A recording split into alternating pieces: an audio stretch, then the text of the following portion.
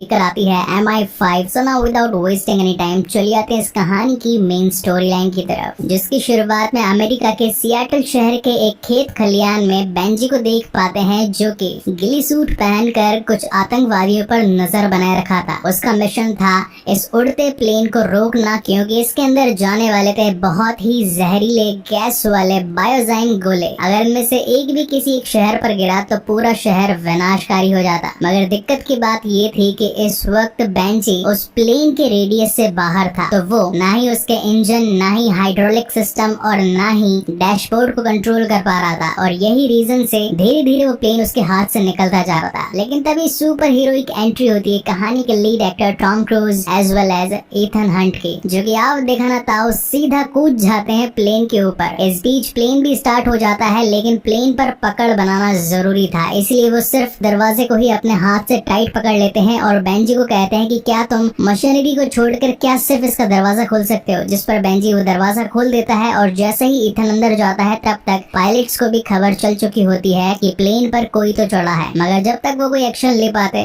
Ethan भैया अपना काम कर चुके थे और वो इन सारी मिसाइल्स को लेकर हवा हो जाते हैं। और अब जैसा कि पिछले 4 पार्ट्स की डिटेल में दे चुका हूँ कि फर्स्ट मूवी के अंदर एक कैसेट के थ्रू मिशन आया था, सेकंड मूवी में एक चश्मे के थ्रू मिशन आया था, थर्ड मूवी में एक कॉन्टैक्ट कैमरे में मिशन था, फोर्थ में एक टेलीफोन बूथ में मिशन आया था, और इस बार जो मिशन आया था वो अभी तक का सबसे अमेजिंग था, क्योंकि पुरानी गोल वाली काली म्यूजिक सीडीज के अंदर जिनमें एक शार्प पिन का इस्तेमाल होता था साउंड को पाने के लिए, तो यहाँ पर उस कैसेट में फिंगरप्रिंट्स थे। और जैसे ही ईथन भैया अपने फिंगरप्रिंट उसमें लगाते हैं तो एक ग्रीन स्क्रीन उनके सामने आ जाती है, जिनमें उनके नेक्स्ट मिशन की सारी इन्फॉर्मेशन थी। ईथन को बताया जाता है कि तुम्हारा अगला टारगेट है सिंडिकेट। ये एक ऐसी ऑर्गेनाइजेशन है जो कि डायरेक्टली IMF को टारगेट कर रही है और धीरे धीरे करके IMF के सभी एजेंट्स को मारते जा रही है, क्योंकि चाहे दुनिया का कोई भी देश हो, कोई भी आतंकवादी गतिविधि हो, ये IMF वाले अपनी टांग अड़ाकर उस पूरे काम को खत्म कर दिया करते थे। तो सिंडिकेट ने सोचा कि अगर दुश्मनों से हाथ मिलाना है तो उन दुश्मनों के दुश्मन IMF को पहले ही खत्म कर दिया जाए, तो आगे आने वाले सारे टारगेट्स इजी हो जाएंगे। खैर ये तो थी इसकी छोटी सी ओरिजिनल ब्रीफ, लेकिन ये सब कुछ भी सिंडिकेट का पिछाया हुआ एक जाल था, क्योंकि ये मिशन IMF वालों ने नहीं,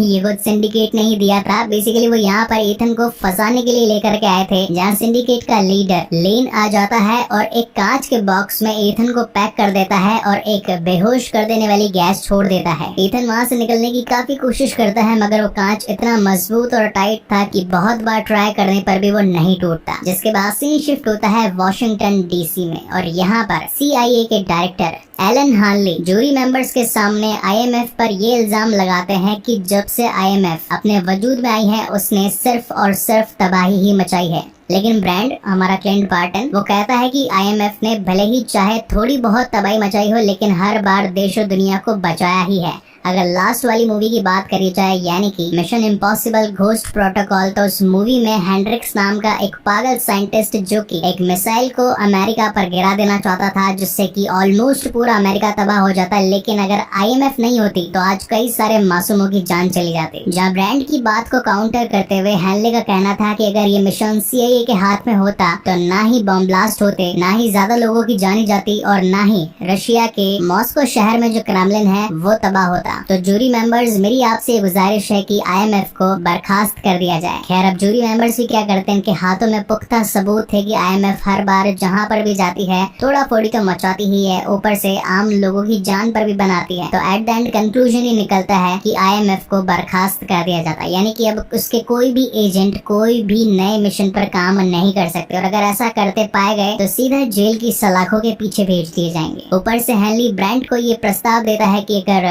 IMF छूट गई तो कोई दिक्कत नहीं है, तुम हमारे साथ CIA में काम कर सकते हो, लेकिन अब तुम्हारा पहला टास्क ये है कि तुम्हें ईथन हंट को पकड़ना है। मीनवाइल सीन शिफ्ट होता है ईथन पर, जिसे कि अब लंदन ले आया गया था। उसके हाथ बांध दिए गए थे और यहाँ पर लेन के कुछ लोग आकर उसे खत्म करने वाले थे। अब यहाँ कहानी में थोड़ा सा ध्यान से सुनिएगा, क्योंकि कुछ इंपॉर्टेंट चीजें हैं, अगर मिस हो गई तो आगे एंड तक समझ में नहीं आएगी। ब्रिटिश गवर्नमेंट की एक एजेंट जिसका नाम है एल्सा, वो भी सिंडिकेट को खत्म करना चाहती है। ऊपर से IMF भी सिंडिकेट को खत्म करना चाहता है, मगर ये ऑर्गेनाइजेशन इतनी बड़ी है कि किसी को भी अगर जान से मारा जाएगा तो अगले दिन वैसे और 2 खड़े हो जाएंगे। तो अब सॉल्यूशन ये निकलता है कि कैसे भी करके सिंडिकेट की फंडिंग को रुकवाया जाए, क्योंकि अगर फंडिंग नहीं रहेगी तो ये लोग गन्स वगैरह नहीं खरीद पाएंगे, ऊपर से कोई इलीगल एक्टिविटी भी नहीं कर पाएंगे। और फंड्स का सारा काम देखता है लेन। तो कुल मिला के शॉर्ट में स्टोरी ये है कि एल्सा को पहुंचना है लेन तक, लेकिन लेन तक पहुंचना इतना आसान नहीं है। सबसे पहले उसका भरोसा जीतना पड़ेगा, और लेन का भरोसा जीतने के लिए वो जानबूझकर सिंडिकेट में मिली और उनकी मदद करके उसने ईथन हंट को पकड़वाया ताकि वो सिर्फ और सिर्फ लेन का विश्वास जीत सके। मगर वो इस बात को भी जानती थी कि वो अकेले उसे खत्म नहीं कर पाएगी, उसमें उसे टॉम क्रूज यानी कि ईथन हंट की मदद लगेगी। तो यहाँ पर वो ईथन की पीछे से मदद करने के लिए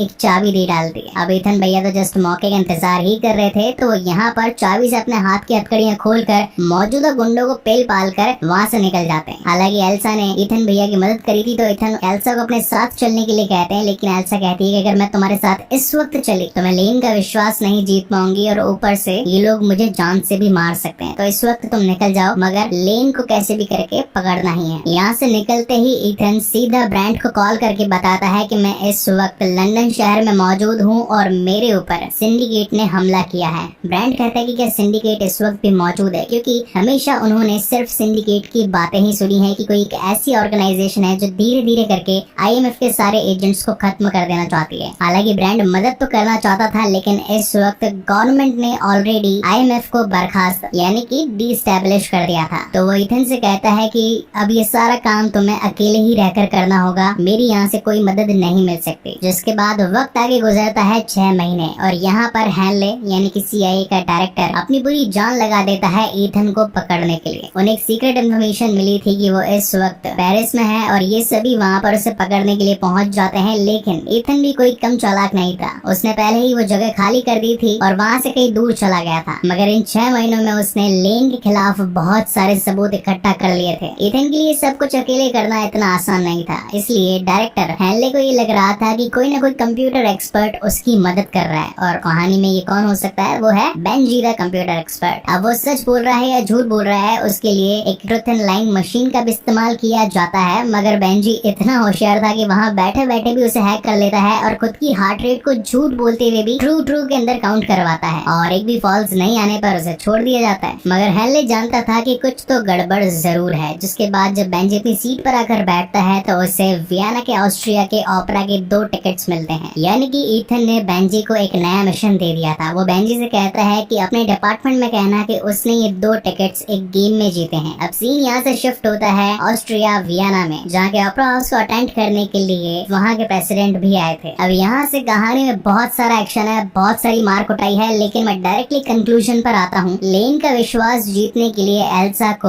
ऑस्ट्रिया के प्रेसिडेंट को मारना था। ये बेसिकली उसका दूसरा चांस था, लेकिन ईथन प्रेसिडेंट की जान को खतरे में नहीं डालना चाहता था, इसलिए वो जानबूझकर उनके हाथ पर शूट कर देता है, और जब वो झुक जाते हैं तो एल्सा का शूट मिसफायर हो जाता है। लेकिन वहाँ पर 2 शार्प शूटर्स और भी मौजूद थे कि अगर बाय चांस एल्सा अपने काम में कामयाब नहीं हुई तो वो दोनों प्रेसिडेंट की जान ले लेंगे। लेकिन अब जब तक ईथन भैया खड़े हैं तो कौन कैसे कुछ कर सकता है, तो बहुत सारी मार कटाई होती है। वो जानते थे कि एल्सा बेकसूर है, तो वो उसकी जान बचाने के लिए उसके साथ सबसे पहले इस ओपेरा हाउस से बाहर निकलने की कोशिश करता है। वहीं दूसरी गाड़ी में प्रेसिडेंट को भी ले जाया जा रहा था, लेकिन तभी उस गाड़ी का बहुत बड़ा ब्लास्ट हो जाता है। यानी कि ये बात तो तय थी कि कैसे भी करके प्रेसिडेंट मरना ही मरना है, मगर फिर भी एल्सा को उसकी असलियत आजमाने के लिए भेजा गया था। अब तो खैर ईथन को भी एल्सा पर शक होने लगता है कि क्या ये सचमुच उसकी मदद करने वाली है या फिर उसे और खतरे में डालने वाली है, इसलिए वो उसकी चेकिंग करता है। उसके पास 2-3 तो चाकू बरामद होते हैं, एक लिपस्टिक बरामद होती है, और इसी के साथ कुछ इम्पोर्टेंट इन्फॉर्मेशन थी, जिसमें ये बताया जाता है कि जल्द ही लेन CIA के हेडक्वार्टर से एक ऐसी पेन ड्राइव या फिर कहें कि ऐसी इन्फॉर्मेशन चुराने वाला है जिसके थ्रू उसे बहुत सारी फंडिंग मिल जाए। लेकिन कहीं उसके लोग एल्सा को जान से मार न दे, इसलिए एल्सा को उस वक्त गाड़ी से निकलना पड़ता है। जिसके बाद ये दोनों यानी कि बेंजी और ईथन एक सेफ प्लेस पर आते हैं और आपस में बातचीत करते हैं कि ये सिंडिकेट का जो लेन यानी कि जो मेन लीड है ये है कौन। और तभी ईथन बेंजी को उसकी लिपस्टिक देता है जिसके अंदर पीछे एक पेन ड्राइव थी। उस पेन ड्राइव में सिंडिकेट के मौजूद होने के बहुत सारे इंप्लीकेशन थे, यानी कि CIA और US यूएस गवर्नमेंट को ये लग रहा था कि सिंडिकेट एग्जिस्ट ही नहीं करती है, मगर अब इस बात की गवाही देगा कौन? तो यहाँ पर सबसे पहले ढूंढना जरूरी था अगेन एल्सा को। मीनवाइल हम एल्सा और लेन को देख पाते हैं, जहाँ पर लेन एल्सा के सर पर शूट ही करने वाला था, लेकिन उसे वो एक और मौका देता है। वो कहता है कि ईथन यानी कि आईएमएफ का सबसे तगड़ा एजेंट, अगर तुम मेरे लिए उसे खत्म कर दो तो मैं तुम्हें अपनी टीम में शामिल कर दूंगा। सीन शिफ्ट होता है 1 महीने बाद और ये लोग यानी कि बेंजी और ईथन कैसे तैसे करके मोरक्को में कासाब्लांका पहुंच जाते हैं, जहां पर इस वक्त एल्सा मौजूद थी अपने अगले मिशन के लिए। अब एल्सा के पास में मिशन ये था कि कैसे भी करके सीआईए के वर्जीनिया वाले लैंगले के हेडक्वार्टर्स में एक सीक्रेट फाइल है, जिसके अंदर बड़े बड़े शहरों के बैंक अकाउंट्स की डिटेल है। अगर उस कंप्यूटर से ये सारा डेटा लेकर आ पाए तो हम लेन को ऐसा करते हुए रंगे हाथ पकड़ सकते हैं। लेकिन उस कंप्यूटर से वो सारा डेटा निकालना आसान काम नहीं था, क्योंकि हेडक्वार्टर्स में इतने तगड़े सिक्योरिटी बैरियर्स थे कि अगर कोई मेन गेट पर गया और पहचाना गया तो वहीं गोलियों से भून दिया जाएगा। जिसके बाद में 3 अलग अलग कांच के तिजोरी जैसे बैरियर्स थे, जिन्हें सिर्फ एक सीक्रेट कोड के थ्रू ही खोला जा सकता था, और बाय चांस वो भी पार हो गया तो वहाँ के काम करने वाले एजेंट्स की चाल ढाल को भी नोटिस किया जाता था कि अगर वो हेडक्वार्टर्स में काम करने वाला नहीं हुआ, कोई बहरोपी हुआ, तो भी उसे हमेशा के लिए जेल में ठूस दिया जाएगा। तो मुसीबत ये है कि कंप्यूटर तक पहुंचा कैसे जाए। लेकिन एल्सा इन्हें एक सोल्यूशन बताती है कि हेडक्वार्टर्स के थोड़ी ही दूर एक बड़ी सी वाटर पंप लाइन है। अगर उसके नीचे जाकर इनके डेटाबेस से हेडक्वार्टर्स में काम करने वाले एजेंट की मेन प्रोफाइल की जगह अगर हमारे बंदे की प्रोफाइल को चेंज कर दिया जाए तो ये काम पॉसिबल हो सकता है।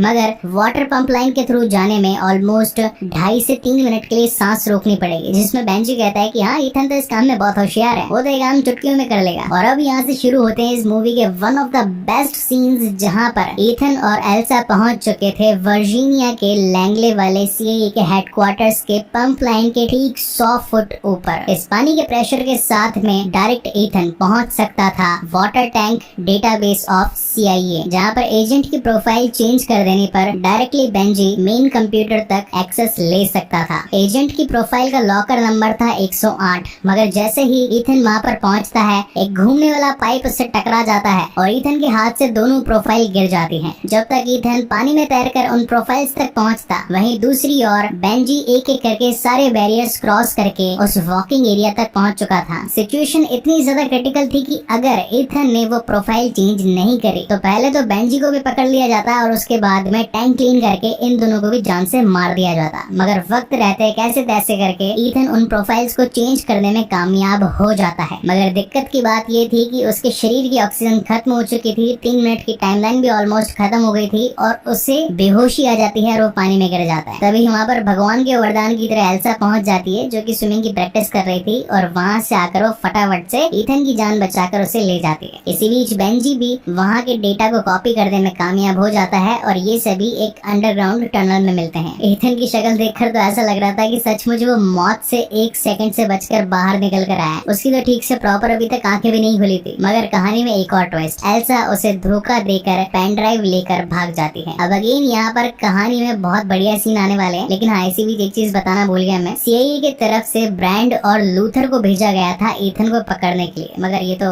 अनफॉर्चुनेटली ईथन के दोस्त ही थे, तो ये तो उल्टा उसकी मदद ही करेंगे किसी भी मिशन को पूरा करने में। अब यहाँ आगे आगे एल्सा, उसके पीछे लेन के लोग, और लेन के लोगों के पीछे था ईथन, और ईथन के पीछे थे लूथर और ब्रांड। तो कुल मिला के बहुत तगड़ा चेज होता है। एट द एंड कंक्लूजन में निकलता है कि सिर्फ 2 ही बचते हैं, मतलब नंबर 1 पर एल्सा भागती है और उसके पीछे हमारे ईथन भैया। बाइक को फुल स्पीड में करके ये लोग एक दूसरे का पीछा कर रहे थे, और मेरे हिसाब से अभी तक की 4 और 5 मतलब ये जितनी भी मूवीज आई हैं उनमें से सबसे बढ़िया चीज ये था, क्योंकि ईथन ने राइडिंग सूट भी नहीं पहना था और ऊपर से इतनी बड़ी बाइक को झुक करके चलाने से उसके घुटने तक घिस रहे थे। वैसे हाँ, एक बात मैं आपको बताना भूल गया, टॉम क्रूज के पास में ऑलमोस्ट सारे लाइसेंस हैं, मतलब 2 व्हीलर का लाइसेंस, 4 व्हीलर का लाइसेंस, प्लेन चलाने का लाइसेंस, पानी में जहाज चलाने का लाइसेंस, ऑलमोस्ट जितने भी होते हैं सारे पड़े हैं टॉम क्रूज के पास में असलियत में। क्या आप लोगों को ये बात पता थी? अगर पता थी तो वेरी गुड, और अगर कुछ नया जानने को मिला हो तो सब्सक्राइब करना मत भूलना। Okay, so coming back to the main story, इस सीन के कंक्लूजन में ये निकलता है कि एल्सा ईथन को धोखा देने में कामयाब हो जाती है और उस पेन ड्राइव को लेकर सीधा अपने ब्रिटेन गवर्नमेंट के मेन हेड एटली के पास जाकर ये सारी इन्फॉर्मेशन देती है कि मैं अब इसे लेकर के सिंडिकेट में लेन से मिलने वाली हूँ ताकि उसका विश्वास जीत सकूं। लेकिन ब्रिटेन का ये गवर्नमेंट एजेंट एटली उससे कहता है कि वो इससे ज्यादा खुश नहीं होगा। उसे खुश करने के लिए तुम्हें ईथन को जान से मारना होगा। जिस पर एल्सा का कहना था तुमने मुझे उसका विश्वास जीतने के लिए और उसकी टीम में शामिल होने के लिए कहा था। अब ईथन को जान से मारने की बात कहाँ से आ गई और वो उसकी बात नहीं सुनती और पेन ड्राइव को लेकर वहाँ से निकल जाती है। अब यहाँ पर IMF के लोगों की सबसे बढ़िया बात बताता हूँ। ये लोग जहाँ पर भी जिस भी मिशन में किसी भी इक्विपमेंट को चोरी करते हैं तो हैंड टू हैंड उसकी कॉपी बना लेते हैं। तो ईथन बेंजी से पूछता है कि मुझे विश्वास है तुमने इसकी कॉपी जरूर बना ली होगी। जहाँ पर बेंजी कहता है कि यार ये तो कोई पूछने की बात है। अब ये लोग उस चुराई गई फाइल के सारे डेटा को कंप्यूटर में खोलने की कोशिश करते हैं, लेकिन ये फाइल 3 सिक्योरिटी लॉक से सिक्योर्ड थी, जिसमें थर्ड वाला तो बहुत ही ज्यादा मुश्किल था, जिसमें लगने वाले थे ब्रिटेन के प्रेसिडेंट के फिंगरप्रिंट्स, रेटिना और ऊपर से उनकी तरफ से बोला गया एक जुमला जिसे कि गैस करना ऑलमोस्ट नामुमकिन था। वहीं इस पेन ड्राइव की सेम कॉपी जब एल्सा लेकर पहुंचती है लेन के पास में तो लेन के लोग बोलते हैं कि ये तो खाली है। तो एल्सा को याद आता है कि जब वो अपने बॉस एटली के पास बैठी थी तो उसने अपने फोन में वो सारा डेटा निकाल लिया और अब तो खैर एल्सा की जान पर बनाई थी। तो यहाँ लेन कहता है कि अगर तुझे अपनी जान बचानी है तो वापस से ईथन के पास जा और कैसे भी करके मुझे वो डेटा अगेन ला करके दे। जहाँ एल्सा ईथन के साथ एक मीटिंग फिक्स करती है। ईथन उससे बताता है कि अगर बाय चांस तुम वो डेटा ले भी मुझसे जाती तो भी खोल नहीं पाते, क्योंकि उसमें 3 बड़े बड़े सिक्योरिटी लॉक्स हैं, जिसमें ब्रिटेन के प्रेसिडेंट का रेटिना, फिंगरप्रिंट्स और ऊपर से उनकी तरफ से बोला गया एक ऐसा जुमला, मतलब की शायरी कहते हैं उसे, जब ये मिलेंगे तभी लॉक खोलेगा और तभी उसके अंदर का डेटा मिलेगा। तो यानी कि अब इनका फाइनल प्लान था ब्रिटेन के प्रेसिडेंट को ही अगवा कर लेना। जिसके बाद सीन शिफ्ट होता है ग्रेट ब्रिटेन में और एक बहुत बड़ी पार्टी के अंदर आज खुद प्रेसिडेंट आने वाले थे। अब जैसा कि ब्रांड हालांकि काम तो ईथन के लिए कर रहा था, मगर अपने दायित्व यानी कि अपनी जो औथ थी उसने CIA के लिए खाली थी, तो वो ब्रिटेन के प्रेसिडेंट को अवेयर करना चाहता था कि आज उनके ऊपर जानलेवा हमला होने वाला है या फिर आज उन्हें अगवा करने की कोशिश हो सकती है। ब्रांड ये बात सीधा हेनले को बताता है और हेनले जाकर एटली को बता देता है और एटली कैसे तैसे भागकर प्रेसिडेंट के पास आता है और कहता है कि सर आपको एक सीक्रेट रूम में अभी के अभी आना होगा, क्योंकि कुछ लोग आपको यहाँ से अगवा करके ले जाने वाले हैं। और यहाँ पर रिवील होता है कि एटली और कोई नहीं, टॉम क्रूज ही होता है। यानी कि ये लोग IMF वाले फेस बदलने में तो बहुत ही माहिर थे। तो ईथन ने गवर्नमेंट एजेंट ब्रिटेन का जो था एटली, उसी का रूप बनाकर प्रेसिडेंट को एक नींद की दवा दे दी। ये एक ऐसा ड्रग्स कह सकते हैं कि जिससे बॉडी तो पैरालाइज्ड हो जाती है मगर फेस और बोलने की शक्ति बराबर रहती है। सबसे पहले उनके फिंगरप्रिंट लिए जाते हैं, फिर रेटिना चेक किया जाता है और उसके बाद में उनकी तरफ से बोला गया एक जुमला कंप्यूटर में फीड किया जाता है और जैसे ये तीनों चीजें मिलती है वो पेन ड्राइव अनलॉक हो जाती है, जिसके अंदर की ब्रांडिंग, होल्डिंग, ऑफिशियल फंड्स, सॉन्स बैंकिंग और इसी के साथ कैपिटल कॉर्पोरेशंस जैसे बड़ी बड़ी ऑर्गेनाइजेशन के मिलियन बिलियंस ऑफ डॉलर्स मौजूद थे। मतलब ये सारी बैंक डिटेल्स थी उसमें पेन ड्राइव में। तो ईथन भैया ये सारी चीजें याद कर लेते हैं और पेन ड्राइव में ड्रिल करके पेन ड्राइव को पूरी तरीके से खराब कर देते हैं। अब इस बीच कहानी में ये होता है कि कुछ लोग जो मतलब लेन के गुंडे लोग हैं ये बेंजी को कैद करके ले जाते हैं। तो ईथन लेन के साथ में डील करता है कि मैं तुम्हें वो सारे अकाउंट नंबर बताऊंगा, लेकिन उसके बदले तुम्हें बेंजी को छोड़ना पड़ेगा। तो लेन कहता है कि लाओ पेन ड्राइव दो। तो ईथन कहता है कि वो तो मैंने याद कर लिए हैं, चाहिए तो ये